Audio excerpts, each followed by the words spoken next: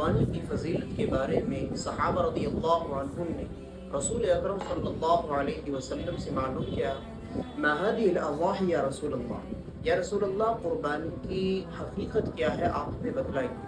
آپ نے ارشاد فرمایا، سنت ابیکم ابراہیم علیہ السلام، یہ تمہارے دادا حضرت ابراہیم علیہ السلام کی سنت ہے۔ صحابہ نے پھر معلوم کیا، فما لنا فیہا یا رسول اللہ، ہمارے لیے کیا اجر و ثواب ہے، کیا نیکیاں ہیں؟ آپ نے ارشاد فرمایا، بکل شعرۃ حسنہ، ہر بال کے بدلے میں ایک نیکی ہے۔